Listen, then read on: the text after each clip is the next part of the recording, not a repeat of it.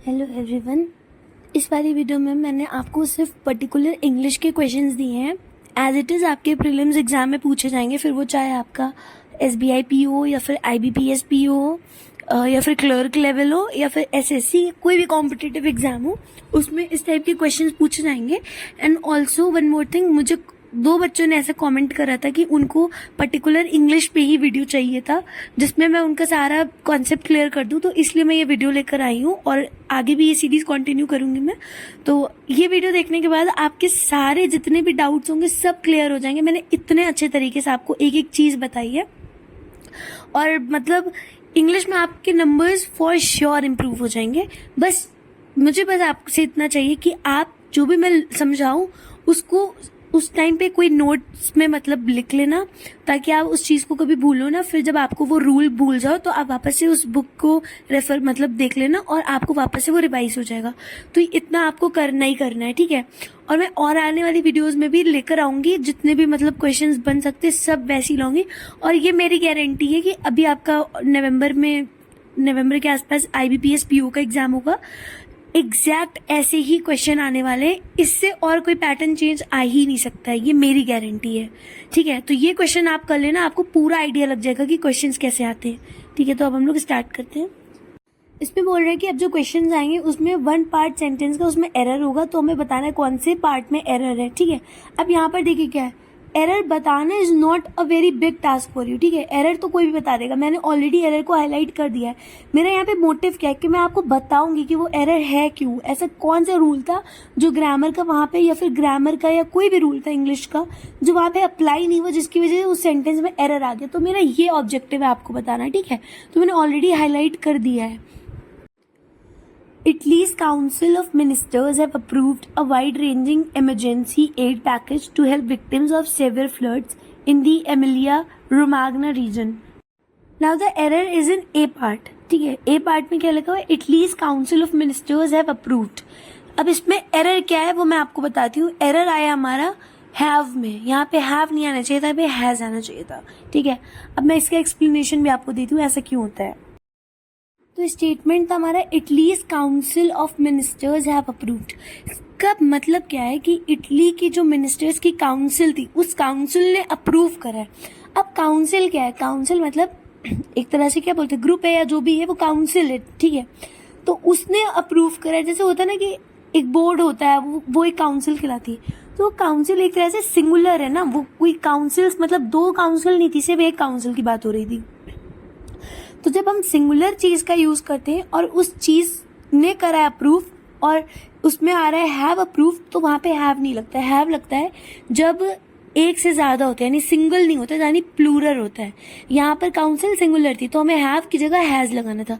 तो आप नोट में लिखना रूल नंबर 1, सिंगुलर के लिए हमेशा हैज लगता है, प्लूरल के लिए हैव लगता है। और आप और प्रिसाइजली लिखना चाहो तो आप लिख लेना ही शी इट के लिए हैज लगेगा एंड I we you दे इनके लिए हैव लगेगा, ठीक है। अब काउंसिल क्या है, काउंसिल है इट में आता है, ठीक है, ना ही है ना शी, वो इट में आता है। काउंसिल को आप बोल सकते हो इट हैज अप्रूव्ड, ठीक है, तो इसलिए हैज लगेगा यहाँ पर। अब मैंने यहाँ पे एक्सप्लेनेशन क्या दिया, subject verb agreement. Council singular noun है, इसीलिए वर्ब जो होगा वो भी सिंगुलर होना चाहिए, हैज होना चाहिए इंस्टेड ऑफ हैव, ठीक है। तो ये इसका रीजन था। Officials evacuated thousands of villagers, shut down schools and offices, and imposing a ban on sailing as Typhoon Mawar approached the country.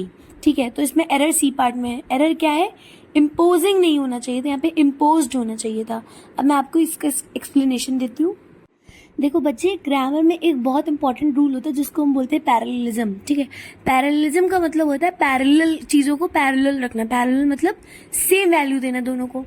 अब यहाँ पे क्या होता है, मैं आपको इसको ऐसे एक्सप्लेन करती हूँ। सपोज आप एक स्टोरी नरेट कर रहे हो, आपने बोला अपने बारे में, आपने बोला today I woke up, then I had breakfast, then I took a shower and then I went for a walk, ठीक है। अब यहाँ पे आपने क्या बोला, मैं उठी, फिर मैंने अपना ब्रेकफास्ट किया, शावर लिया, फिर मैं वॉक पे गया। यहाँ पे आपने सब कुछ पास्ट टेंस में बताया। वेकअप को वोकअप बोला, ठीक है। टेक अ बात को टुक अ बात या शावर बोला, ठीक है। फिर गो फॉर अ वॉक को वेंट फॉर अ वॉक बोला, हैव ब्रेकफास्ट को हैड बोला।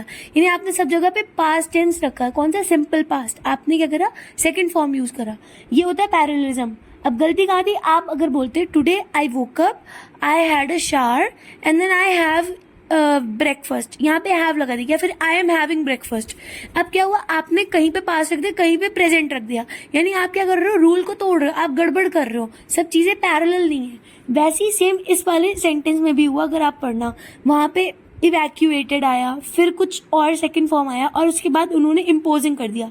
भाई जब सब कुछ तुम्हारे पास्ट टेंस में चल रहा है तो तुमने इम्पोजिंग कहाँ से लिया? वो तो कॉन्टिन्यूअस हो जाता है ना, प्रेजेंट कॉन्टिन्यूअस या पास्ट कॉन्टिन्यूअस। तुम्हें इम्पोज करना चाहिए था, सब कुछ पास्ट में, तो इम्पोज का पास्ट इम्पोज्ड हो जाता है, इसीलिए वहां पे पैरेलल स्ट्रक्चर को हमें क्रिएट करना था। तो वही इसमें एक्सप्लेनेशन में भी दिया गया है। About 20 typhoons and storms each year batter the Philippine archipelago, who also lies on seismic faults where volcanic eruptions and earthquakes occur.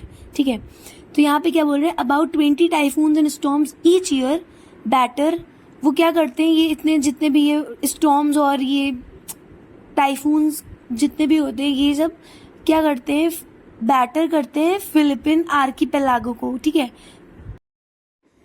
अब मतलब बैटर मतलब हो गया कि जो बहुत ज्यादा फोर्सफुली विंड फ्लो होती है ना, बहुत स्ट्राइकिंग वाली, उसको बोलते हैं बैटर करना।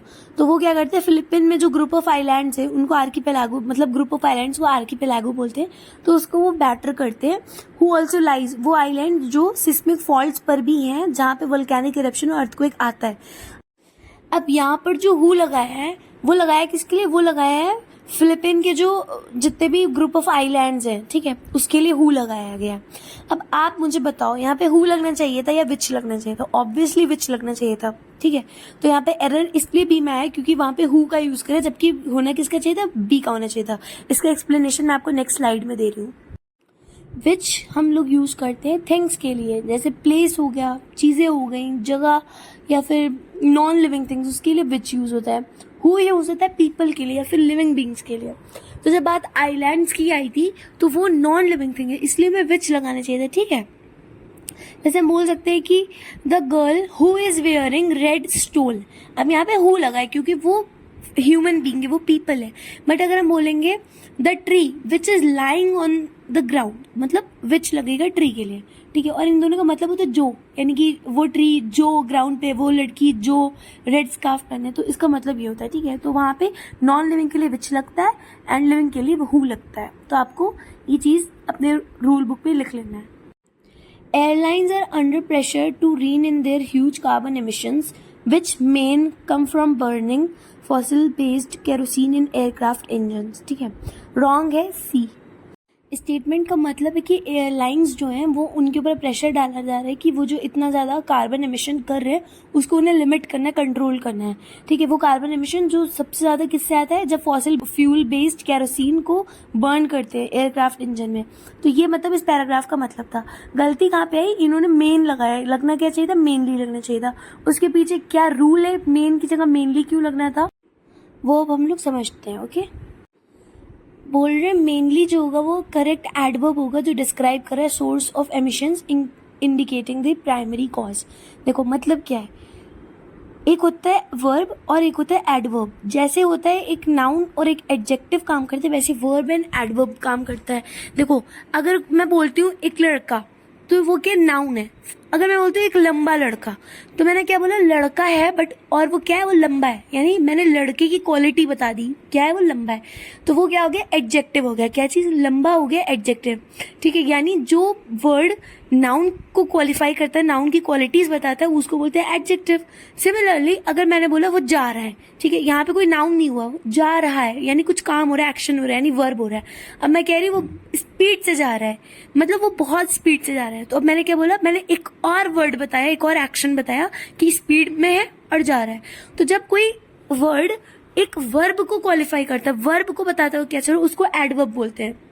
अब वहां पे क्या बोला कि फॉसिल फ्यूल मतलब कार्बन एमिशंस जो हो रहा है, जो कि किससे, come from burning fossil fuel based kerosene लिखा था ना, कम फ्रॉम मतलब वो आ रहा है। फिर बोल रहे स्पेशली आ रहा है। ठीक है, मतलब और सबसे ज्यादा किससे आ रहा है, यानी आ भी रहा है और स्पेशली, यानी आने की क्वालिटी क्या होता है, स्पेशली जिस चीज से आ रहा है। तो वहां पे मैंने मेनली लगाया। अब क्या होता है, जब वर्ब होता है उसको हमें क्वालिटी बतानी थी तो हम उसके आगे जो भी वर्ड लगाते हैं उसमें हम एल वाई लगाते हैं, ठीक है, तो वो एडवर्ब बनता है। मेन हो जाएगा मेनली, ठीक है। ही इज कमिंग फास्ट तो हम बोल सकते हैं he is coming very fast, ठीक है। वेरी भी एक तरह से आपका एडवर्ब होता है। और हम बोल सकते हैं कि ही इज कमिंग स्लोली, यानी वो आ भी रहा है, धीमे भी आ रहा है, स्लोली है, तो इस तरह से एल वाई लग जाता है जब हम कोई वर्ब को उसकी वर्ब जो एक्शन हो रहा है जब हम उसकी क्वालिटी बताते हैं तब हमें एडवर्ब बोलते हैं उसको, और उसमें एल वाई लगता है। इसी तरह कम, मतलब इसमें था क्वेश्चन में कम, तो कम जो था विच कम, लेकिन स्पेशली उसी से आ रहा है तो इसलिए मेन नहीं लगाया गया, मेन नहीं लगेगा, एल वाई जरूर लगेगा। अब इस वाले में ना हमारा बी गलत है। मतलब पैराग्राफ के बता रहे कि एक गवर्नमेंट रिपोर्ट के अकॉर्डिंग फ्रॉम लेटली 2020, मतलब 2020 से लेकर के अब तक more than 50% of adult in China, मतलब चाइना में 50% से ज्यादा अडल्ट जो है वो ओवरवेट है, जिसको हम बोलते हैं कि उनका बॉडी मास इंडेक्स जो होगा वो मोर देन 24 दिया है। इसमें गलत क्या बताया गया है? बी वाला गलत बताया गया है। Lately 2020 more than 50% of adult in China, इसमें गलती कहाँ पर है? इसमें गलती है लेटली में, यहाँ पे लेटली नहीं आना था, लेट आना था, ठीक है। इसका एक्सप्लेनेशन हम लोग नेक्स्ट स्लाइड में देखते हैं। रीजन क्या था कि जब हम कोई टाइम पीरियड, एक टाइम लाइन को जब हम रिप्रेजेंट करते हैं तो हमें लेट लगाना पड़ता है, ठीक है। लेटली एक एडवर्ब है, जैसे एल वाई लगती है एडवर्ब बनता है ना, वहीं पे ये एडवर्ब यूज हुआ है, तो इसलिए यहाँ पे लेट लगना था। Ozempic, originally a medication for treating diabetes, is in high demand worldwide, with celebrities and social media users promoting them as a miracle drug for weight loss. अब इसमें गलती है, डी में दी गई है, क्यों दी गई है? इसमें गलती है देम की, यहाँ पे देम नहीं आना था, हम उसका रीजन समझेंगे, ठीक है। एरर हो गया था हमारा डी पार्ट में, वर्ड देम में बात हो रही थी एक मेडिसिन की, ओजेम्पिक की, जो कि एक डायबिटीज के लिए बहुत ज्यादा मतलब अच्छी प्रूव हुई थी, और उसके बाद क्या हुआ था, वर्ल्ड वाइड फेमस हो गई थी, उसकी डिमांड होने लगी थी, और सोशल मीडिया पे इन्फ्लुएंसर्स और सेलिब्रिटीज उसको बहुत प्रमोट कर रहे थे क्योंकि वो वेट लॉस कर रही थी, ठीक है। तो वहां पे देम नहीं आएगा, वो बात मेडिसिन की हो रही है। मेडिसिन, जब एक मेडिसिन की बात हो रही है तो हम इट लगाते हैं, ना कि देम लगाते हैं, ठीक है। और देम तो वैसे भी प्लूरल के लिए यूज होता है ना, ऑल्सो वो लिविंग बींग्स एंड पीपल की पर्सपेक्टिव में ज्यादा यूज होता है, इसलिए हम लोग देम नहीं लगाएंगे, ठीक है। तो वहां पे इट लगेगा। Peat is able to preserve organic materials like wood above thousands of years because the normal processes of decay are slowed down due to a lack of oxygen. इसमें गलती थी कि बी वाले में, इसका क्या रीजन है इसको हम नेक्स्ट स्लाइड में देखते हैं। Error was in the word above, thousands of year के ऊपर नहीं बात करी, फॉर थाउजेंड्स ऑफ ईयर होना चाहिए था, ठीक है। जब हम लोग एक ड्यूरेशन ऑफ टाइम इंडिकेट करते तब हम प्रीपोजिशन फॉर यूज करते, for thousands of years, for ages, for decades, ठीक है। तो हम लोग को यहाँ पर फॉर यूज करना था, ना कि अबव, तो इसलिए हमारा एरर हो गया था अबव में। नाउ इस वाले पैराग्राफ में क्या बोल रहे हैं, एक्सपेंशन ऑफ कॉफी प्रोडक्शन, जो कॉफी का प्रोडक्शन में जो बढ़ोतरी हुई वॉज अ मेजर फैक्टर, वो बहुत ही सबसे बड़ा फैक्टर था जो साओ पॉलो की ग्रोथ जिसकी वजह से हुई थी। सबसे बड़ा उसका फैक्टर क्या था, क्यों ग्रोथ हुई थी? क्योंकि कॉफी प्रोडक्शन में एक्सपेंशन हुआ था। As it has become the region's chief export, क्योंकि वो उस रीजन का सबसे ज्यादा एक्सपोर्ट करने वाली क्रॉप हो गई थी, जिसकी वजह से उनको बहुत अच्छा रेवेन्यू आता था। गलती कहाँ पर आई? ऑप्शन नंबर सी में। क्या रीजन है, क्या ऐसी ग्रामेटिकल मिस्टेक या कॉन्टेक्सचुअल मिस्टेक हुई, जो भी हुआ है उसको हम समझते हैं और आप उसको अपने रूल बुक में लिख लेना, ओके। अब यहाँ पर अगेन जो एरर हुआ है वो हमारा पैरेललिज्म का हुआ है, क्योंकि ए पार्ट में बोला है expansion of coffee production was का मतलब क्या हुआ? Simple past. फिर बी में बोल रहा है a major factor in the growth of Sao Paulo, C में बोल रहा है as it has become the region's chief export, और डी में बोल रहा है crop and yielded good revenue. अब आप एरर दो पार्ट में नहीं लगा सकते ना, ए और डी में नहीं लगा सकते, क्योंकि ए में भी पास्ट है, डी में भी पास्ट है, सिंपल पास्ट, और सी में उन्होंने कर दिया पास्ट परफेक्ट। हमें यूज क्या करना था, और सी में उन्होंने कर दिया प्रेजेंट परफेक्ट, ठीक है। हमें यूज क्या करना था, जब ए में भी हमने सिंपल पास्ट यूज करा है, डी में भी सिंपल पास्ट यूज करा है, तो एक पैरेललिज्म बनाने के लिए हमें सी में भी सिंपल पास्ट यूज करना पड़ेगा। अगर ए में दिया होता expansion of coffee production has been a major factor, अगर वहां पे हैज बीन आ जाता और फिर उसके बाद डी में आ जाता and has yielded good revenue, तब हम हैज बिकम रखते सी में। बट जब ए में सिंपल पास्ट यूज हुआ है, डी में सिंपल पास्ट यूज हुआ है, तो हमें सी में भी सिंपल पास्ट लगाना चाहिए, as it became the region's chief export. इसलिए हमारा सी में एरर हो गया था। क्यों हुआ था? पैरेललिज्म के लिए। आपको सिर्फ पास्ट थोड़ी देखना रहेगा, आपको देखना रहेगा कौन से पास्ट में चल रहा है, सिंपल पास्ट है या फिर पास्ट परफेक्ट है या फिर पास्ट कॉन्टिन्यूअस है। तो आपको सबको उसी हिसाब से एक वैल्यू में एक डिग्री पे रखना है, सबको सेम रखना है। उसी को हम लोग पैरेललिज्म का कॉन्सेप्ट बोलते हैं। इसलिए हमारा सी में एरर हो गया था, वहां पे हैज बिकम की जगह बिकेम आना था। जापान का फ्यूडल एरा मतलब जब फ्यूडलिज्म था, शायद वो वाला एरा को बोलते हैं। तो जापान का वो वाला एरा जो था वो कैरेक्टराइज्ड होता है by the emergence and domination of a ruling class. मतलब उसको हम लोग ऐसे समझते हैं कि उसमें एक बहुत ही रूलिंग क्लास आई थी, जिसकी मतलब आई थी और डोमिनेट कर रही थी। वो क्लास किसकी थी? वो वॉरियर की थी, जिनको समुराय बोलते थे। इसमें गलती कहाँ पे? डी में है। क्या मिस्टेक है वो मैं आपको बताती हूँ। Error was in the word warrior, होना क्या चाहिए था? वॉरियर्स। रीजन बीइंग, उससे पहले बोला गया था रूलिंग क्लास। क्लास क्या? एक ग्रुप को रिप्रेजेंट करता है। क्लास ऑफ स्टूडेंट नहीं होता, क्लास ऑफ स्टूडेंट्स होता है। जब बहुत सारे स्टूडेंट मिलते तब एक क्लास बनती है, ठीक है। ग्रुप ऑफ सोल्जर नहीं हो सकते, ग्रुप ऑफ सोल्जर्स होता है। सिमिलरली क्लास ऑफ वॉरियर नहीं होगा, क्लास ऑफ वॉरियर्स होगा, ठीक है। एक वॉरियर थोड़ी होगा, बहुत सारे लड़ाई वाले लोग होंगे, तो वॉरियर्स आएगा। इसलिए यहाँ पे हम लोग को प्लूरल यूज करना था, ना कि वॉरियर। तो इसलिए हमारा वो वर्ड में एरर हो गया था। If regulatory barriers could be lowered, अगर रेगुलेटरी मतलब जब कोई चीज किसी रूल्स फ्रेमवर्क के अकॉर्डिंग चलती है तो उसमें क्या होता है, बहुत सारे रेस्ट्रिक्शन लग जाते हैं। ये बाउंडेशन है, वो बाउंडेशन है, तो वो एक बैरियर की तरह काम करती है। तो वही बोल रहे हैं कि अगर रेगुलेटरी बैरियर्स कम हो जाएंगे तो फुल साइज प्लांट को बिल्ड करना क्या होगा? वो फीजिबल हो जाएगा। फीजिबल मतलब प्रॉफिटेबल हो जाएगा और ज्यादा मतलब प्रोडक्टिव हो जाएगा, ये मतलब है। Specially given today's higher energy prices, और स्पेशली कब? जब आज के टाइम में एनर्जी प्राइसेस इतने हायर है तब। ऑप्शन नंबर सी में गलती है, और वो क्या गलती है वो मैं आपको बताती हूँ। हमारा एरर था बिकेम वर्ड में। बिकेम नहीं होना चाहिए था, बिकम होना चाहिए था। उसका रीजन था बिकेम से पहले वहां पर कुड लगा था। कुड क्या आपका शो करता है? कुड इंडिकेट्स अ प्रोबेबिलिटी और पॉसिबिलिटी, ठीक है। वो एक फ्यूचर के प्रोस्पेक्ट्स दिखाता है, वो कोई एक डेफिनेट बात नहीं बोलता है। तो जब कुड, कैन, मे, माइट ये सब लगा होता है, इसका मतलब है हो सकता है, शायद, मतलब ये शायद को दर्शाते हैं। तो जब ऐसे वर्ड आते हैं जहाँ पे हम लोग कंडीशंस दिखाते हैं कि ऐसा हो सकता है, ऐसा नहीं हो सकता है, तो वहां पे हम लोग कभी भी पास्ट टेंस का यूज नहीं करते, हम लोग प्रेजेंट यूज करते हैं, ठीक है। ही वुड प्रोबेबली गो, ठीक है। ही वुड प्रोबेबली वेंट नहीं होता है, ठीक है। I would go, I could complete it, तो वहां पे हम लोग कभी भी, और ये बोल सकते हैं, मैं ऐसे भी बोल सकती हूँ, if I studied hard I could become a president, कुछ भी, ठीक है। तो आई कुड बिकम मैंने बोला, आई कुड बिकेम नहीं हो सकता है। कुड मतलब मैं बन सकती थी। तो यहाँ पे ऐसे आप लोग को कंडीशनल क्लॉजेस में आपको ये यूज करना होता है, first form. Industrial facilities and supply chains that use and produces energy can't easily be restarted once stopped. Option number B is the wrong answer. Reason ये मैं आपको दे रही हूँ। अब इस वाले में रूल क्या था? देखो, आपको दिया था industrial facilities and supply chains that use and produces. Wrong term क्या था? प्रोड्यूसेस। वहां पे क्या आना चाहिए था? प्रोड्यूस। रीजन बीइंग, बात हो रही इंडस्ट्रियल फैसिलिटीज की, एक फैसिलिटी की नहीं, बहुत सारी फैसिलिटी की। सप्लाई चेन्स, एक चेन नहीं, बहुत सारी चेन जो यूज करती है और प्रोड्यूस करती है। अब देखो, जब प्लूरल में बात होती है और प्रेजेंट की बात चल रही होती है, ये एक जनरल बात प्रेजेंट में चल रही है, कोई पास्ट की स्टोरी की बात नहीं हो रही है, प्रेजेंट की बात है।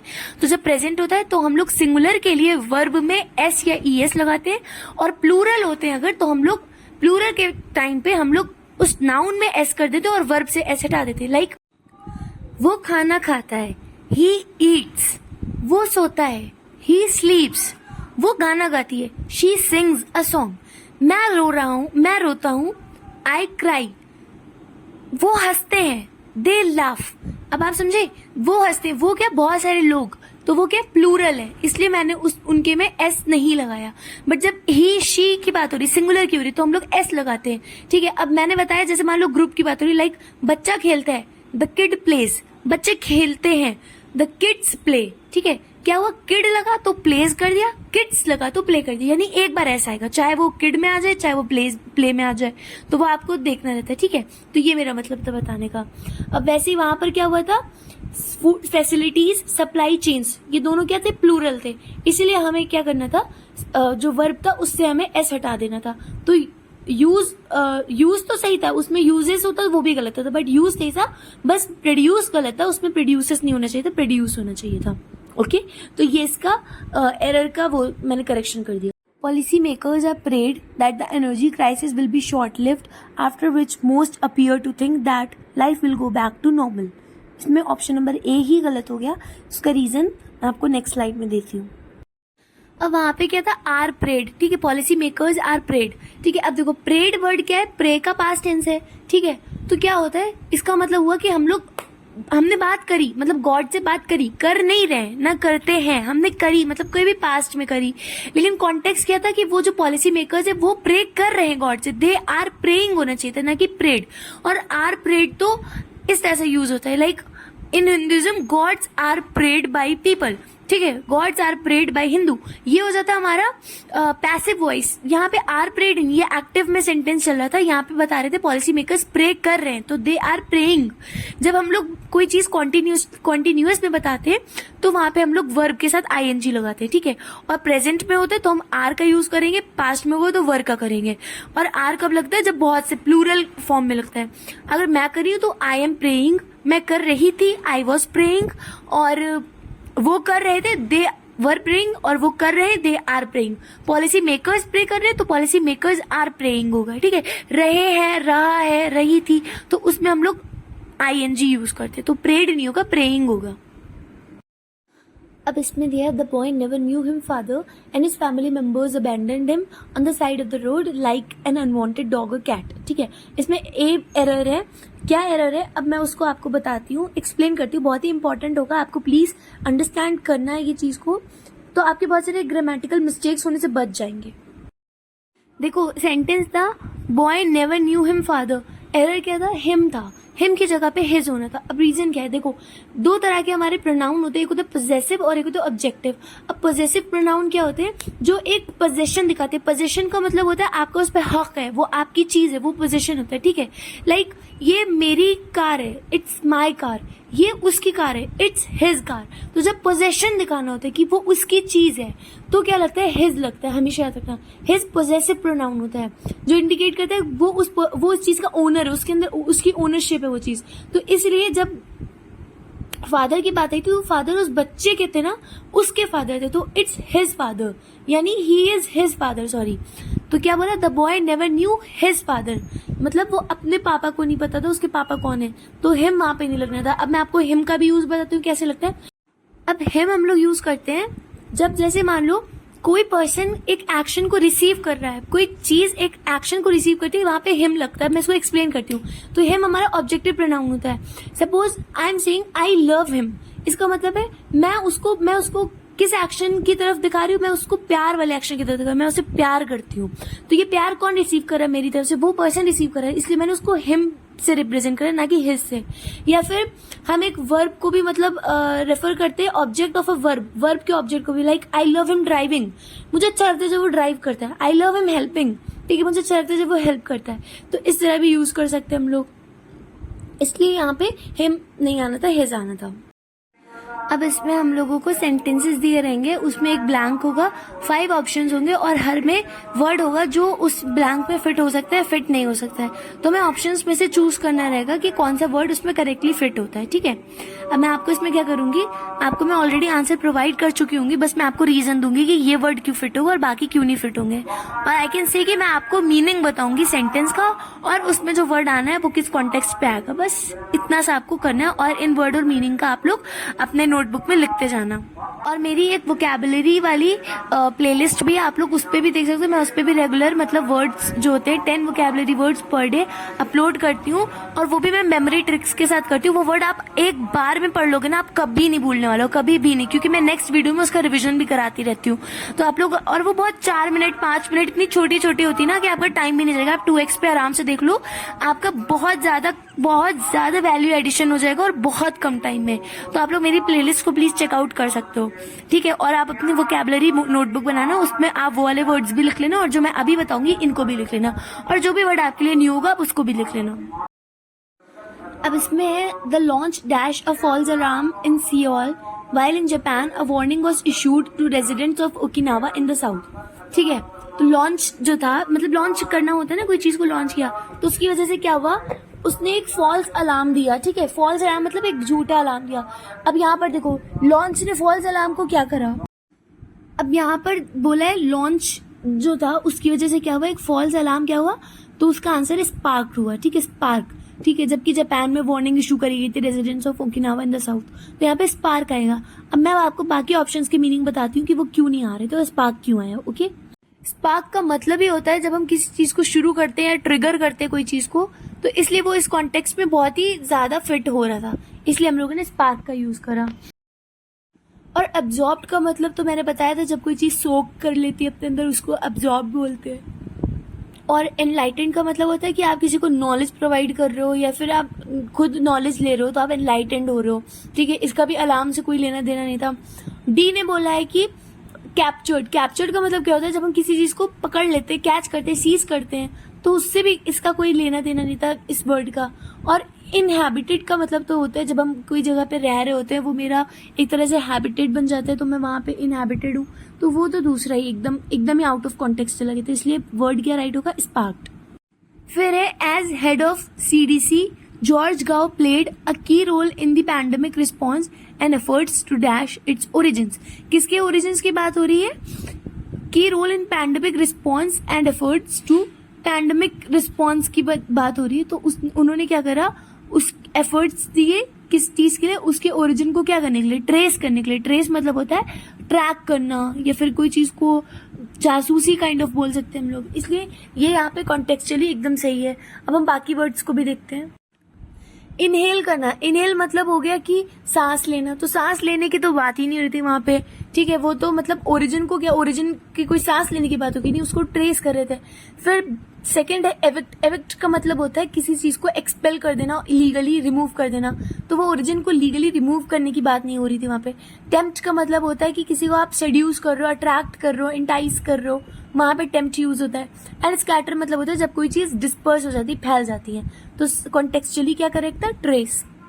अब दिया कि humming birds bill, humming bird की जो चोंच होती है जो कि सिक्योर करती है नेक्टर यानी शहद को सर्टेन टाइप के फ्लावर से, वो यूजुअली कैसी होती है, लंबी। और तो ए में मिस्टी, फिर है परपिचुअल, फिर अलूफ, फिर सिलेंडर, फिर कॉन्शियस। तो राइट आंसर क्या होगा, सिलेंडर। अब हम लोग मीनिंग समझते हैं इनका।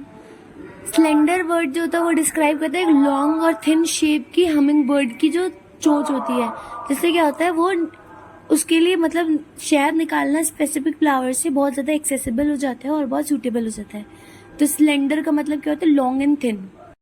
अब बाकी वर्ड्स में पहला वर्ड है मिस्टी, जिसका मतलब होता है जब बहुत ही चीज अनक्लियर है, फॉगी है, बहुत ज्यादा कोहरा सा है, उसको बोलते हैं मिस्टी वेदर, ठीक है। तो मिस्टी का मतलब होता है इसका कोई लेना देना नहीं था हमारे कॉन्टेक्स्ट से। फिर सेकंड इज परपिचुअल, जिसका मतलब होता है जब कोई चीज नेवर एंडिंग होती है, एटर्नल होती है, इमॉर्टल होती है, तो वो परपिचुअल होती है।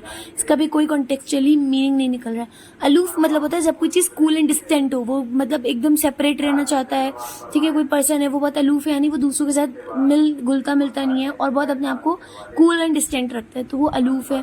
फोर्थ इज कॉन्शियस, जिसका मतलब होता है जब हम किसी चीज को लेके अवेयर होते हैं, ठीक है, वो वहां पे कॉन्शियस यूज होता है।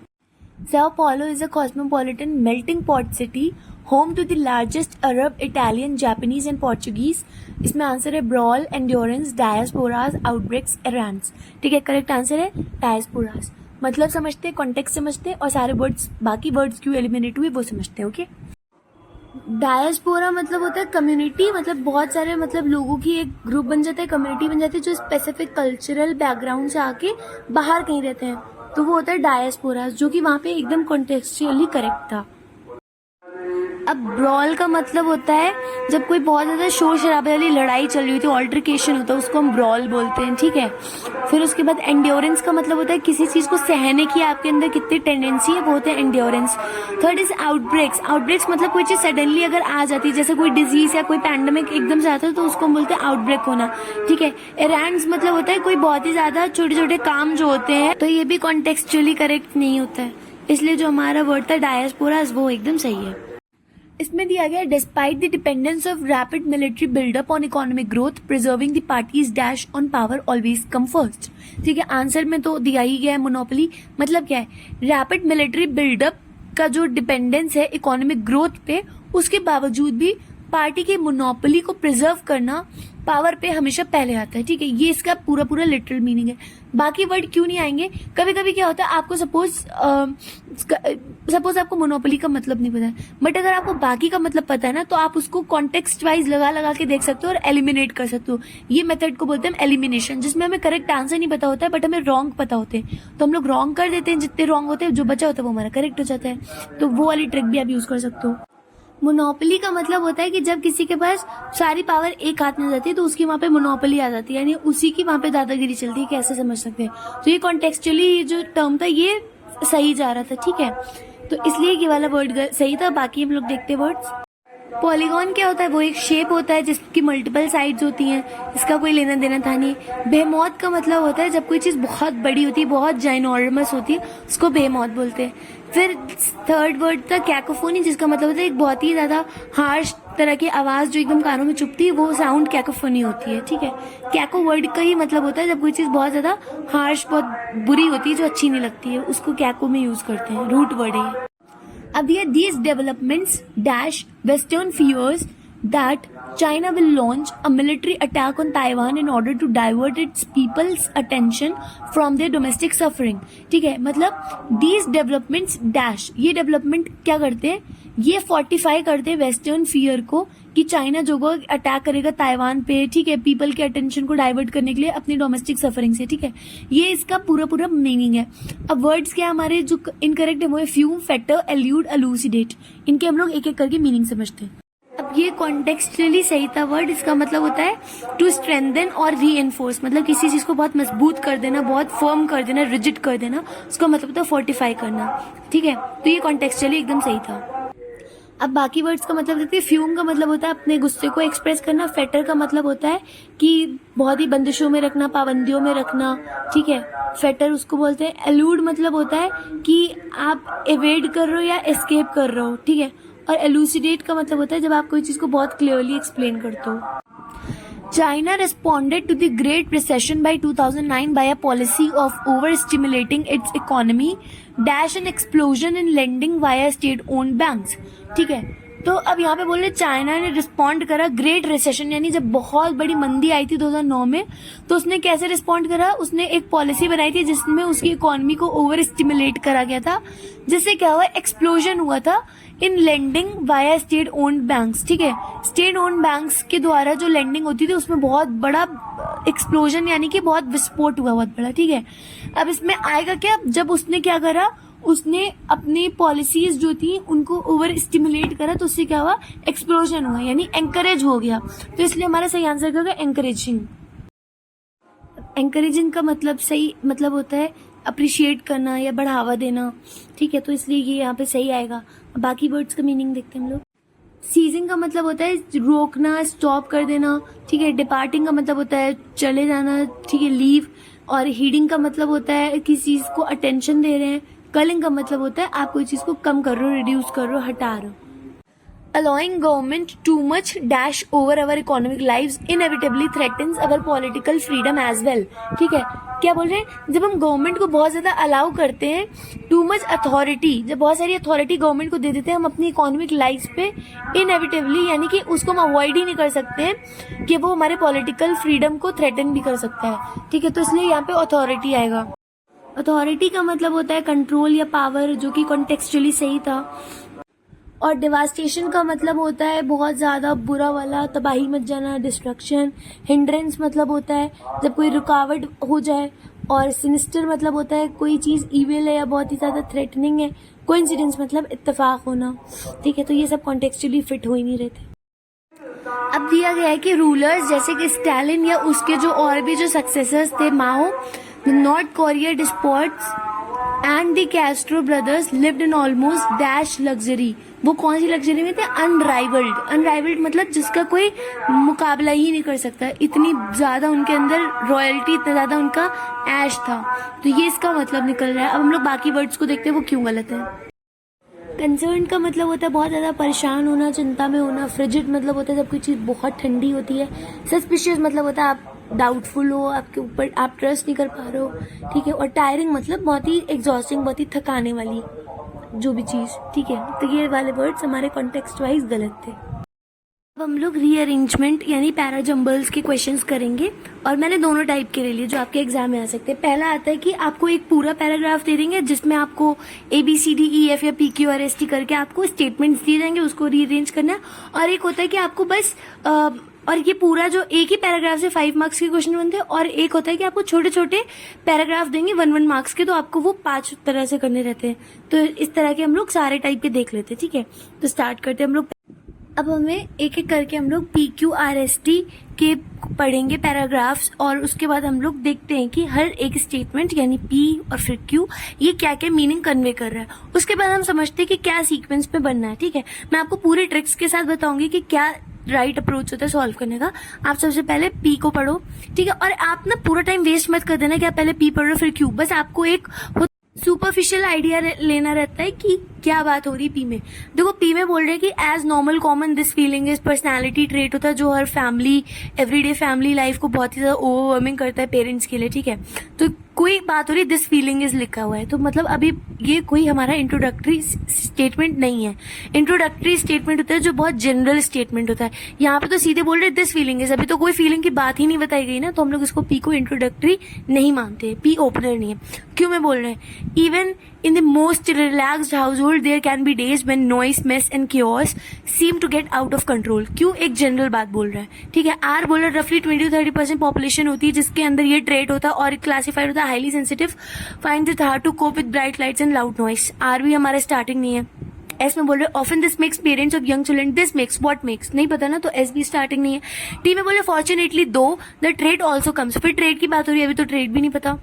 यहाँ से हमें क्या पता चला कि nothing but Q will be our introductory statement, ठीक है। तो हम लोग पहले Q को रखते हैं। अब Q में बोल रहे हैं कि even in the most relaxed house hold, मतलब कि जितने मतलब ऐसे हाउस होल्ड जहाँ पे बहुत ही ज्यादा मतलब शांति वाला इन्वायरमेंट रहता है, इवन उन वाले घरों में भी कभी कभी ऐसा टाइम आता है जब नॉइस, मेस और ये केओस मतलब शोर शराबा, कमोशन ये आउट ऑफ कंट्रोल हो जाता है, कभी कभी ऐसा होता है, ठीक है।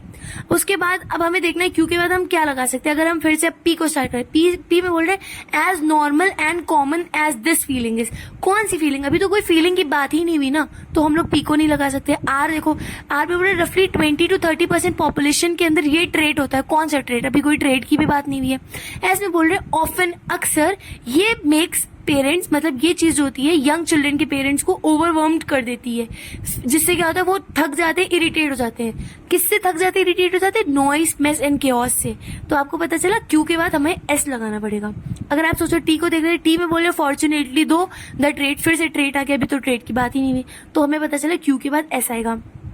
Q में बोला गया कि कभी कभी ऐसे मोस्ट रिलैक्स घरों में भी कभी कभी ऐसा दिन आता है जब ये शोर शराबा बहुत आउट ऑफ कंट्रोल हो जाता है।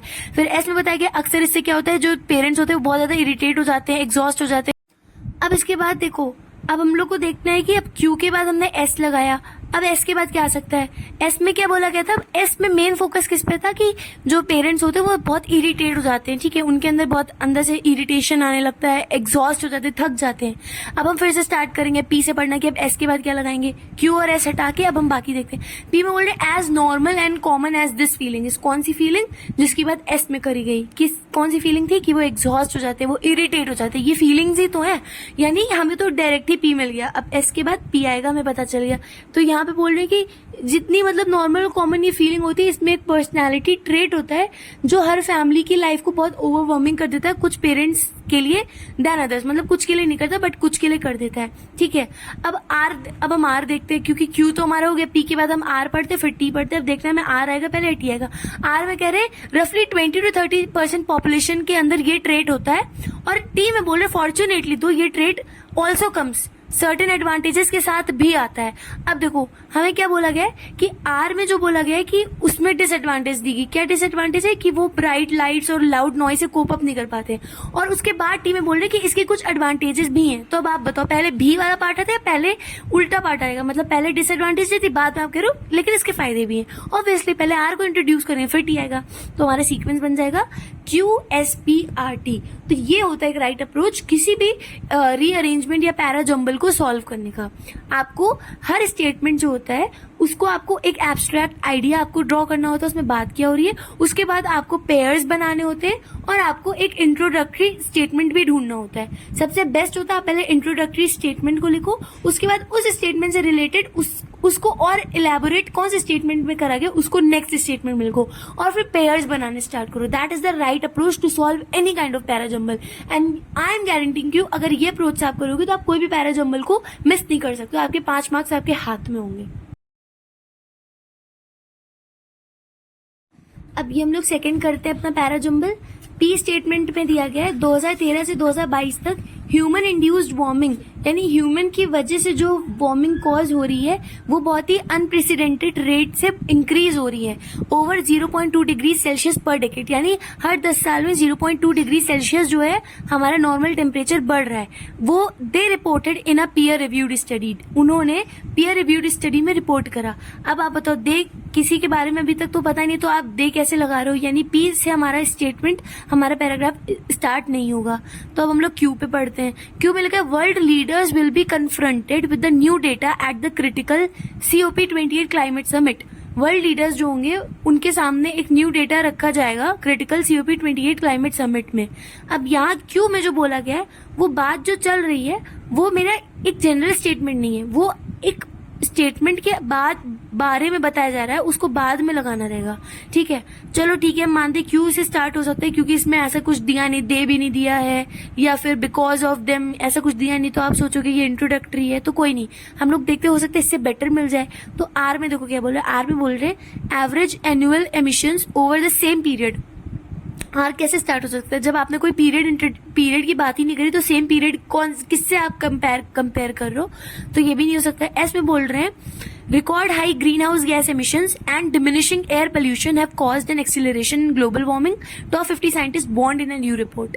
अब देखिए एस हमारा एकदम जनरल बात कर रहा है और टी में दिया कि it will held later this year in Dubai. It आपको क्या पता है इट किसके लिए लग रहा है, तो टी भी हमारा इंट्रोड्यूस नहीं कर रहा है पूरे पैराग्राफ को। तो हमें क्या पता चला, जो बेस्ट इंट्रोड्यूस कर रहा है वो है हमारा एस। ठीक है, क्योंकि एस में बहुत ही जनरल बात बोली थी कि बहुत ही ज्यादा high green house gas emission और डिमिनिशिंग एयर पोल्यूशन ने क्या करा है, एक्सेलरेशन किया है किसमें, ग्लोबल वार्मिंग में। टॉप 50 साइंटिस्ट ने एक न्यू रिपोर्ट में वार्न करा है। ठीक है, अब एक बात हमने बताई थी पहले, मैंने कुछ बताया था आपको कि एक स्टेटमेंट आया था कि दे reported in a peer reviewed study. मैंने कहा था ना कि दे कौन है, तो अब बताइए दे किसके लिए लगा था, वो टॉप 50 साइंटिस्ट के लिए लगा था। तो इसीलिए मुझे क्या पता चला, मुझे अब यहाँ से एस के साथ एक पेयर मिल गया कि एस के बाद पी आएगा, क्योंकि पी में बात हो रही है कि 2013 से 22 तक ये स्टेटमेंट दिया था और दे reported in a peer reviewed study, scientist ने रिपोर्ट करा। ठीक है, तो दे उनके लिए लगा था, तो एस के बाद पी आएगा। ठीक है, अब पी के बाद हम क्या देखेंगे, क्या आएगा, देखो मैंने एक जगह और बताया था आपको सेम पीरियड बोला गया था। अब सेम पीरियड मैंने कहा था ये इंट्रोड्यूस नहीं होगा इससे, क्योंकि सेम पीरियड क्या है, आप किसी पीरियड से कंपेयर कर रहे हो, फिर बोल रहे हो ना उसी पीरियड के इस तरह। तो वो पीरियड क्या था, उस पीरियड की बात सिर्फ पी में हुई, कौन सा, 2013 से 2022। यानी अब पी का पेयर किसके बन जाएगा, पी का पेयर बन जाएगा आर से। तो हमारे 3 तो अरेंज हो गए एस पी आर। अब मुझे लगता है क्यू पहले आएगा या टी पहले आएगा। क्यू में बोल रहे हैं कि वर्ल्ड लीडर्स जो होंगे उनके सामने एक डेटा रखा जाएगा क्रिटिकल COP28 क्लाइमेट समिट में, और टी में बोल रहे हैं it will be held later this year. क्या चीज अगले, मतलब लेटर दिस ईयर कौन सी चीज होनी है, नेक्स्ट ईयर कौन सी चीज होनी दुबई में, climate summit, COP28 climate summit ही तो होना है, तो इसलिए पहले क्यू आएगा फिर टी आएगा। तो करेक्ट सीक्वेंस हमारा क्या होगा, SPRQT। ओके, अब ये वो वाले होंगे जो 1-1 मार्क्स के होंगे, ये छोटे छोटे होते हैं, इसमें कुछ वर्ड्स का ए बन जाता है स्टेटमेंट, फिर कुछ वर्ड से बी बन जाएगा। ठीक है, तो अब इसमें देखो आप ए में लिखा हुआ है as a boxer in prison, इससे कोई सेंस नहीं बन रहा है। फिर बी में दिया and participating in gang life, फिर सी में दिया गया and got is first formal training, और फिर फाइनली डी में दिया he grew up fighting in the streets. तो सबसे ज्यादा जो सेंस बन रहा है वो बन रहा है डी स्टेटमेंट से, he grew up fighting in the streets, तो पहले आएगा हमारा डी, उसके बाद आएगा and participating in gang life, मतलब वो कैसे बड़ा हुआ, पहले गलियों में लड़ाई करता था, फिर गैंग लाइफ में पार्टिसिपेट करा, and got is first formal training, और उसको उसकी पहली formal training as a boxer मिली प्रिजन में। तो क्या स्टेटमेंट करेक्ट होगा? DBCA। अब इस वाले स्टेटमेंट में ए में दिया गया है Roald Dahl and Ian Fleming by their English publishers the recent rewriting of works by seeking to make them acceptable to contemporary political attitudes has sparked controversy।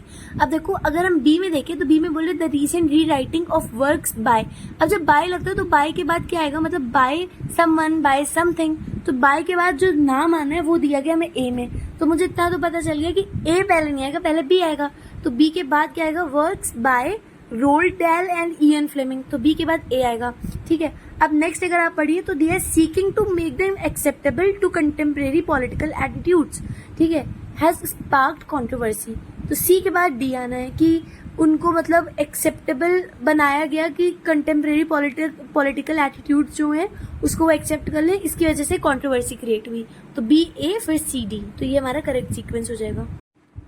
अब इसमें देखिए ए में दिया of social media use among the young, फिर दिया है noted a correlation between the rise, फिर दिया गया many youth sports experts have, और फिर डी में दिया and a decline in physical activity. तो देखो हमारा स्टेटमेंट अगर स्टार्ट होना है तो वो कहाँ से हो सकता है, ए से नहीं हो सकता है, बी में दिया गया नोटेड अ कोरिलेशन, तो ये भी कोई सेंस नहीं बन रहा है, सी में दिया गया many youth sports experts have, C से हमारा सेंस बन रहा है तो सी आएगा, ठीक है। बहुत सारे यूथ स्पोर्ट एक्सपर्ट्स हैव, फिर क्या आएगा, हैव के बाद क्या था, वर्ब की थर्ड फॉर्म। अगर हम ए में देखें तो ए में सीधे ऑफ से स्टार्ट हुआ है, वो नहीं हो सकता है। बी में नोटेड से स्टार्ट हुआ है, तो हाँ ठीक है, वर्ब की थर्ड फॉर्म हैव नोटेड हो सकता है।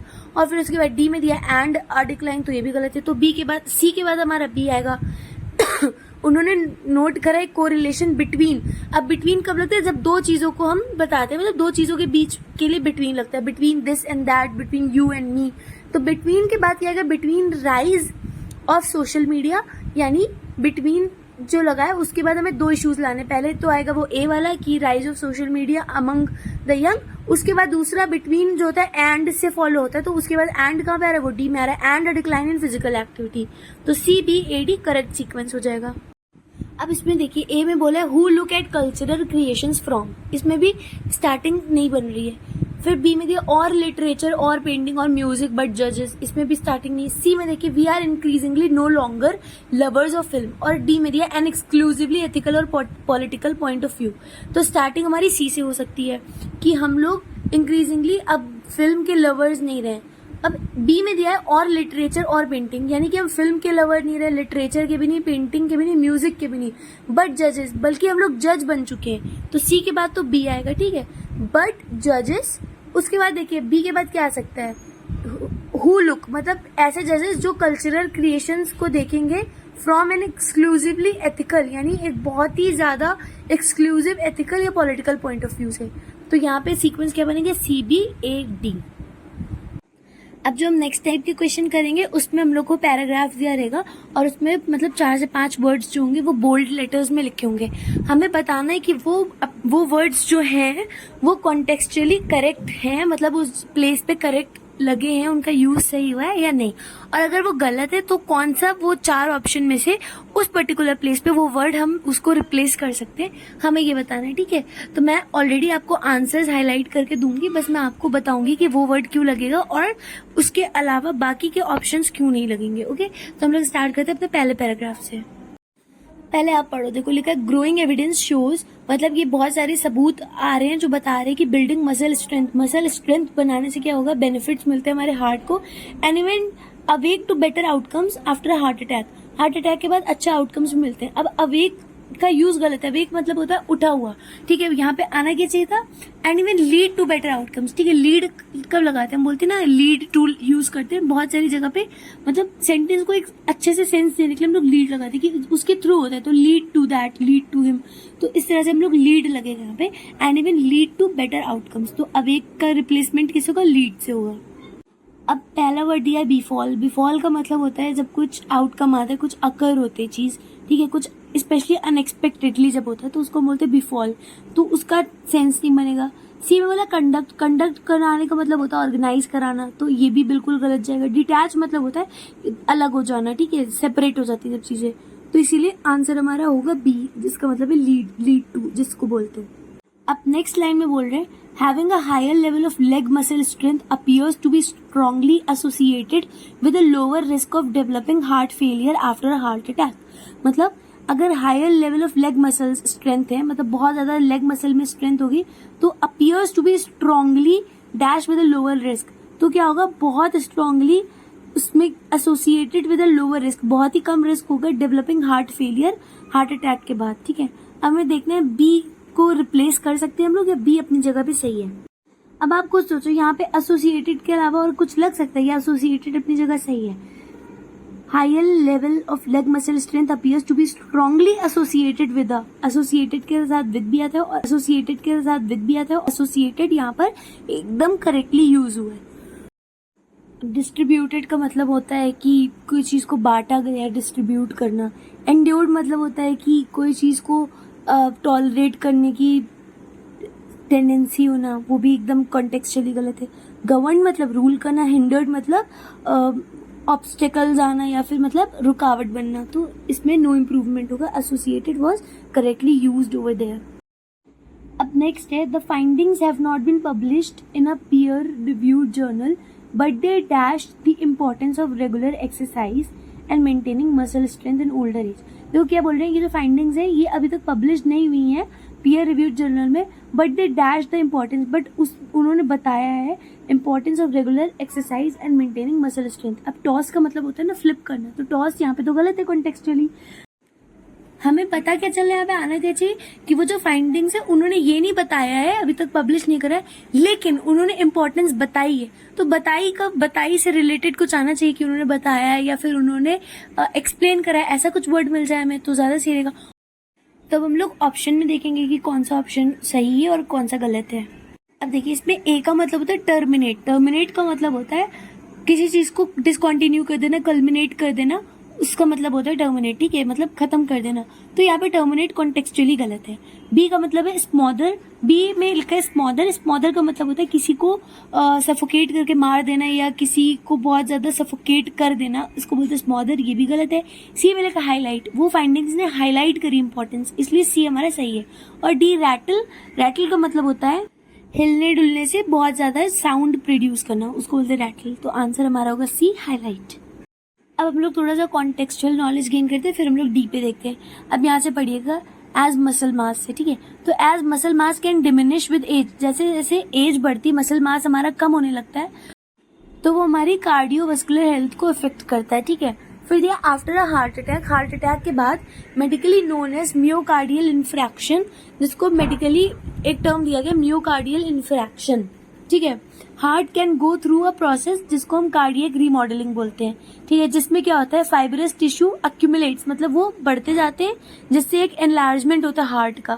फिर उसके बाद नेक्स्ट स्लाइड हम देखते हैं, कार्डियक रीमॉडलिंग मेन कॉज होता है of the dash of heart failure after myocardial infarction. तो बोल रहे हैं कि कार्डियक रीमॉडलिंग मेन कॉज होता है हार्ट फेल होने का मियोकार्डियल इन्फ्रैक्शन के बाद। ठीक है, अब यहाँ पे क्या मतलब आ रहा है, हार्ट फेल की स्टार्टिंग का, उसकी बिगिनिंग का, यहाँ पे क्या आना चाहिए, शॉर्टफॉल नहीं आना चाहिए। शॉर्टफॉल तो गलत है एकदम, ठीक है, क्योंकि हार्ट इनलार्जमेंट होता है तो रिस्क होता है हार्ट फेलियर का, तो वो कार्डियक रीमॉडलिंग की वजह से हार्ट कि वो टिश्यूज एक्यूमुलेट होते हैं जिससे हार्ट इनलार्ज होता है, जिसकी वजह से हार्ट फेलियर होता है, तो इसीलिए बोल रहे हैं ये रीमॉडलिंग मेन कॉज होता है हार्ट फेल होने का। तो हम ऑप्शन में देखेंगे कि शॉर्टफॉल किस वर्ड को हम रिप्लेस कर सकते हैं शॉर्टफॉल से। अब ए में दिया लीजर, लीजर का मतलब होता है आपका अपना जो टाइम होता है जो फ्री, जिसमें आप रिलैक्स कर सकते हो, like spare time, me time, free time, उसको लीजर बोलते हैं। उसका यहाँ पे कोई लेने देने नहीं है। इसमें बोल रहे हैं कि कार्डियक रीमॉडलिंग मेन कॉज होता है डैश ऑफ हार्ट, तो लीजर ऑफ हार्ट थोड़ी आएगा यहाँ पे, कोई फ्री टाइम की बात थोड़ी हो रही। फिर बी में बोला ऑल्टरकेशन, ऑल्टरकेशन ऑफ हार्ट, क्या ऑल्टरकेशन का मतलब होता है लड़ाई झगड़ा, डिबेट, क्वारल, ऑल्टरकेशन ही आएगा। सी में discomfort, discomfort of heart, heart के डिस्कम्फर्ट की ये भी नहीं होगा। ऑनसेट ऑफ हार्ट फेलियर, यानी हार्ट फेलियर की बिगिनिंग का, ऑनसेट का मतलब होता है बिगिनिंग, उसकी स्टार्टिंग का, ये मेन कॉज होता है, तो ऑनसेट यहाँ पे सही ऑप्शन है। अब लास्ट में बोल रहे exercise could help permit cardiac remodelling. Exercise help कर सकती है कार्डियक रीमॉडलिंग को परमिट करने के लिए, परमिट मतलब अलाउ करने के लिए नहीं। एक्सरसाइज से क्या होगा, ये रीमॉडलिंग जिसकी वजह से हार्ट फेलियर के चांसेस बढ़ रहे हैं उसको एक्सरसाइज कम कर सकती है। तो यहाँ पे कम से रिलेटेड कोई वर्ड आना चाहिए ना। अब ऑप्शन में देखेंगे हम लोग कौन सा वर्ड है जो कम के लिए यूज हो रहा है। तो ए सही आंसर अटेन्यूएट। अटेन्यूएट का मतलब होता है किसी चीज को कमजोर कर देना, कम कर देना, उसको वीकन कर देना, ठीक है, उसको अटेन्यूएट बोलते हैं। अब देखो वहां पे क्या बोल रहे थे कि एक्सरसाइज से क्या होगा, वो जो रीमॉडलिंग है कार्डियक रीमॉडलिंग वो अटेन्यूएट हो जाएगी, वो कम हो जाएगी, ठीक है। तो इसका ये कॉन्टेक्चुअली सही है। अब मैं ना इसको याद करने की आपको ट्रिक बता दे रही हूँ। अटेन्यूएट को आप ऐसे याद करो, अटेन्यूएट, ठीक है, अटेन्यूएट मतलब पहले कोई चीज 10 थी अब 8 हो गई, यानी वो कम हो गई, लेस हो गई। और पहले उसका वेट 10 kg था अब 8 kg रह गया, यानी उसका वेट वीक हो गया, वो वीक हो गया। तो अटेन्यूएट में 10 पहले आ रहा है 8 बाद में आ रहा है। तो मैं इस तरह से बहुत सारी आपको मेमोरी ट्रिक्स देती हूँ, आप मेरी वोकैबुलरी प्लेलिस्ट में देख लेना, बहुत ही इंटरेस्टिंग वे में आप याद कर सकते हो, ठीक है। तो आप ऐसे याद कर लेना। बी में गेन बोले, गेन मतलब होता है बढ़ना। सी में रिफ्लेक्ट, डी में इनविगरेट मतलब होता है एनर्जाइज करना, रिवाइटलाइज करना। तो ये भी एकदम कॉन्टेक्चुअली गलत है। तो हमारा सही आंसर ऑप्शन नंबर ए। तो ये था हमारा पहला वाला पैराग्राफ। अब हम सेकंड की तरफ स्विच करेंगे।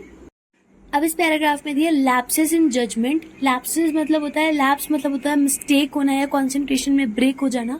तो दिया अगर जजमेंट में कुछ आपके ऐसे मिस्टेक्स आ रही हैं and dash lack of integrity, और डैश पे क्या आ सकता है, मतलब ज्यादा, मतलब एकदम आपके इंटीग्रिटी ऑनेस्टी है ही नहीं। Fly in the face of the most basic expectations, वो बहुत ही बेसिक एक्सपेक्टेशंस जो होती हैं उनके फेस पे दिखती है, of what it means to be a leader, ठीक है, कि लीडर कैसा होना चाहिए, ठीक है। तो ये बताया गया। तो यहाँ पे आना क्या चाहिए, ऐसा वर्ड आना चाहिए जो लैक ऑफ इंटीग्रिटी को और ज्यादा इनहेंस कर दे, ठीक है। जजमेंट नहीं है और ऑनेस्टी तो बिल्कुल नहीं है। तो यहाँ पे आना क्या चाहिए उसको हम ऑप्शन से देखते हैं। वीर मतलब होता है डायरेक्शन में जब चेंजेस आते हैं, तो वीर तो कॉन्टेक्चुअली गलत था, तो चेंज तो होना था। ए में थे वैरी, वैरी मतलब होता है फ्लक्चुएशंस आना, ऊपर नीचे होना, वो होता है वैरी। बी में थे absolute, yes this is the correct answer, absolute lack of integrity होना चाहिए, ठीक है। कोहेरेंट मतलब होता है मीनिंगफुल, उसका भी कोई मतलब नहीं था। Savoury is kind of taste, जो थोड़ा खट्टा टेस्ट होता है। अब बी में जो दिया गया वो बहुत लाइन के बाद दिया गया, तो आपको इतना पढ़ने की जरूरत है। आप बी के आसपास की लाइन को पढ़ के आप अपना एक अंडरस्टैंडिंग बना सकते हो, ठीक है। अब मैं थोड़ा सा पढ़ना स्टार्ट कर दूंगी। यहाँ से देखो, बैड बिहेवियर में start slowly but over time it dash trust inside organisations, यानी बैड बिहेवियर जो होता है वो धीरे धीरे तो आना स्टार्ट होता है, लेकिन टाइम के साथ साथ वो ट्रस्ट जो होता है ऑर्गेनाइजेशन के अंदर का, उसको क्या कर देगा, ऑब्वियसली यहाँ पे आने के चाहिए तोड़ देगा, ट्रस्ट तोड़ देगा, खत्म कर देगा, बर्बाद कर देगा, ऐसा कुछ नेगेटिव टोन का सेंटेंस आना चाहिए, वर्ड आना चाहिए। यहाँ पे इंस्टीट्यूट दिया, इंस्टीट्यूट यहाँ पे कॉन्टेक्चुअली गलत है। अब हम ऑप्शन देखेंगे। ए में दिया एस्टिमेट, एस्टिमेट मतलब होता है कि अंदाजा लगाना, गेस करना, ठीक है, वो गलत है। बी में दिया डैंगल, डैंगल मतलब होता है कि हिलना डुलना। और सी में दिया डेड्यूस, और डेड्यूस इसका मतलब होता है कंक्लूड कर देना। तो यहाँ पे आना क्या चाहिए, एरोड, एरोड का मतलब होता है एकदम से खत्म हो जाना। अब उसके बाद नेक्स्ट पढ़ते हैं, saviour others to follow the same path and can have serious consequences. फिर उसके बाद बोले जो बैड बिहेवियर होता है वो स्लोली स्टार्ट होता है, लेकिन धीरे धीरे वो क्या करता है, ट्रस्ट को खत्म कर देता है। और फिर उससे क्या होता है, दूसरे लोग भी सेम पाथ को फॉलो करते हैं, और इससे क्या होता है, बहुत ही ज्यादा सीरियस रिजल्ट इसके आ सकते हैं। तो सी में सेवियर आ रहा है, सेवियर का मतलब होता है बहुत ज्यादा सीरियस। यहाँ पे सेवियर गलत यूज हो रहा है, ठीक है। यहाँ पे आना क्या चाहिए कि बैड बिहेवियर क्या करता है, ये फिर इसके बाद एंकरेज करेगा दूसरों को कि भी वो सेम पाथ फॉलो करे। तो यहाँ पे सी में क्या आना चाहिए, एनकरेजेस, क्योंकि बैड बिहेवियर सिंगुलर है और सिंगुलर में एस या ईएस लगता है प्रेजेंट के लिए, तो एनकरेजेस आएगा। The correct option is option number A, encourages. B eject, इसका मतलब होता है कि किसी को एक्सपेल कर देना, यानी हटा देना, फेंक देना, बाहर कर देना, उसको बोलते हैं इजेक्ट। सी में लिखा है प्रेटेंड, प्रेटेंड का मतलब होता है दिखावा करना। एंड डी रिकलेक्ट, रिकलेक्ट का मतलब होता है किसी चीज को याद करना, रिमेम्बर करना। तो करेक्ट ऑप्शन है हमारा ऑप्शन नंबर ए। अब नेक्स्ट लाइन हम लोग पढ़ेंगे, लिखा हुआ है कि न्यू एग्जाम्पल्स अराइज डेली। ऊपर बात किस चीज की होती है, बैड बिहेवियर की, ठीक है, जिससे ऑर्गेनाइजेशन का ट्रस्ट खत्म हो सकता है। अब क्या उसी से रिलेटेड दिया कि बहुत सारे एग्जाम्पल्स होते हैं, डेली आते हैं दोनों बिजनेस और पॉलिटिक्स में। From the misuse of public funds to acceptance of bribes, अब देखो क्या बोल रहे, फ्रॉम द म्यूजेस। म्यूजेस का मतलब पहले आप लोग को अगर नहीं पता होगा तो आप इसको सोचोगे तो सही लिखा हुआ है। तो म्यूजेस का मतलब होता है ऐसा पर्सन या वुमन जो एक आर्टिस्टिक इंस्पिरेशन का सोर्स है। यहाँ पे बात इन सब की नहीं हो रही, आर्ट वार्ट की नहीं हो रही, तो ये म्यूजेस नहीं आना था। यहाँ पे आना क्या था, पब्लिक फंड के साथ क्या करा जा रहा है, कुछ गलत करा जा रहा है, तो आने के लिए था। उसे हम लोग ऑप्शन में देखते हैं कि क्या आएगा। अब्यूज आएगा, पब्लिक फंड का अब्यूज हो रहा है। मैंने क्या कहा था, पूरा नेगेटिव बात चलती, बैड बिहेवियर की, मिसट्रस्ट इन ऑर्गेनाइजेशन, तो अब्यूज आएगा। ठीक है। ए में लिखा है क्वायर। क्वायर क्या होता है, ग्रुप ऑफ पीपल जो गाना गाते हैं। ठीक है, वो भी नहीं होगा। बी में कंसेंट। कंसेंट का मतलब होता है किसी की मर्जी लेना, वो भी नहीं होगा। और डी में लिखा है इंटेंट। इंटेंट मतलब होता है आपका नजरिया, या आपने मतलब बोलते हैं इंटेंशनली करना, जानबूझ के करना, तो वो इंटेंट, ये भी कॉन्टेक्चुअली गलत है। तो आंसर होगा हमारा सी, अब्यूज। फिर दिया है कि these are never just one of examples but a cascade. ये सिर्फ कुछ ही एग्जाम्पल नहीं है, बल्कि बहुत ज्यादा। कैस्केड होता है लार्ज फ्लो ऑफ वाटर, मतलब बहुत ज्यादा फ्लो हो रहा है, फॉल हो रहा है, उसको कैस्केड बोलते हैं। अब वन ऑफ का मतलब होता है जब ऐसी चीज जो बार बार अकर नहीं होती है। ठीक है, यूनिक है, एक ही बार हुई, तो ये कॉन्टेक्चुअली सही है कि ये सिर्फ एक बार होने वाला एग्जाम्पल नहीं, बल्कि बहुत बार होने वाला है। कैस्केड में तो बहुत ज्यादा बार हो सकते हैं, तो ये वाला सही है, इसमें कोई भी इम्प्रूवमेंट नहीं होगा। ठीक है, तो ये था हमारे इस तरह के क्वेश्चन। ये आपके 5 मार्क्स के आते हैं आराम से। A B C D E में आपको रिप्लेस करना होता है, ये तो नहीं, आपको करेक्ट ऑप्शन पे टिक करना होता है। तो ये क्वेश्चन इस तरह के मैं आपको और ला के दूंगी, तो आप लोग बस प्रैक्टिस करते रहना और आपका एग्जाम बहुत अच्छा हो जाएगा। अब ये हमारी आज की वीडियो का लास्ट पार्ट है, हम लोग ये वाले क्वेश्चन भी कर लेते हैं।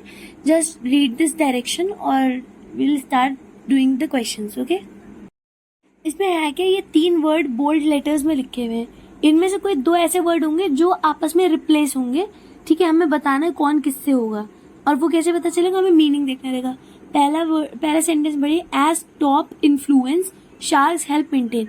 क्या ये कोई मीनिंग बन रहा है, एज टॉप इन्फ्लुएंस नहीं बन रहा है। क्या बताना है कैसे रहे, टॉप लेवल के जो शार्क्स होते हैं वो एक हेल्थ और बैलेंस रखते हैं मरीन फूड वेब्स में, और क्या करते हैं वो लोग, अदर मेरीन एनिमल्स के बिहेवियर को क्या करेंगे, इन्फ्लुएंस करेंगे। यानी हमारा ए जो होगा वो बी की जगह पे आएगा और बी हमारा ए की जगह पे आएगा। एज टॉप प्रीडेटर्स, प्रीडेटर्स क्या, जो मतलब शिकार करते वो वाले जानवर, तो वो वाली जो शार्क होती है टॉप प्रीडेटर्स शार्क, वो हेल्प करती हैं और फिर वो इन्फ्लुएंस करती है बिहेवियर। यानी हमारा सही आंसर क्या होना चाहिए, पहले हमारा बी आएगा, फिर ए आएगा, फिर सी आएगा, तो क्या सीक्वेंस होगा, बी ए सी, इसका करेक्ट आंसर होगा। अब इसमें बोल रहे the best tool we have to dash the impact of earthquakes, मतलब अर्थक्वेक के इम्पैक्ट को डैश करने के लिए जो बेस्ट टूल है is to dash seismic hazard studies. ठीक है, अब देखो हमें क्या करना है कि हमें सिस्मिक हजार्ड स्टडीज को पढ़ना रहेगा। अब देखो यहाँ पे आना क्या चाहिए, best tool we have to impact, क्या करना है, अर्थक्वेक इम्पैक्ट को कम करना है, और मिटिगेट का मतलब होता है कम करना, तो यहाँ पे हमारा बी आएगा। The best tool we have to mitigate the impact of earthquakes is to, फिर उसके बाद ए आएगा, बी और ए रिप्लेस होंगे, कंडक्ट करना रहेगा रिलायबल सिस्मिक हजार्ड स्टडीज, यानी सीक्वेंस क्या बनेगा, बी ए सी।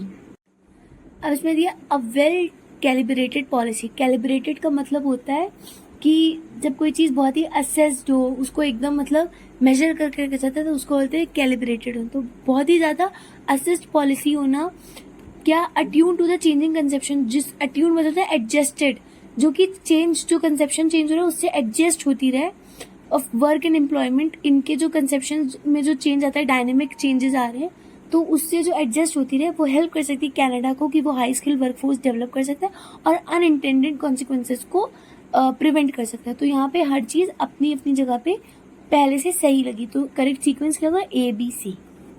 अब इसमें है कि these dash flash floods were dash by rainfall from the dash of storm Daniel. अब देखो दीज फ्लैश फ्लड्स, कौन से flash floods, unprecedented flash floods. ठीक है, वर डैश बाय, वो क्या हुए, वो रेनफॉल से ट्रिगर हुए, were triggered by rainfall from the arrival, जब स्टॉर्म डैनियल आया उसके अराइवल से। तो यहाँ पे सीक्वेंस क्या होगा, पहले आएगा हमारा सी, उसके बाद आएगा ए, फिर आएगा हमारा बी, तो ये करेक्ट सीक्वेंस है। तो ये था हमारा इंग्लिश का मैराथन, जिसमें हम लोगों ने हर टाइप के क्वेश्चन देखे जो आपके प्रीलिम्स और मेंस दोनों एग्जाम में आएंगे। ठीक है, बट मैंने जो लेवल लिया है वो प्रीलिम्स लेवल का लिया है, इसलिए मैं इसको प्रीलिम्स में ही आपको बताऊंगी कि ये प्रीलिम्स लेवल के लिए ज्यादा वैलिड है। तो thanks for watching my video, have a nice day, bye bye.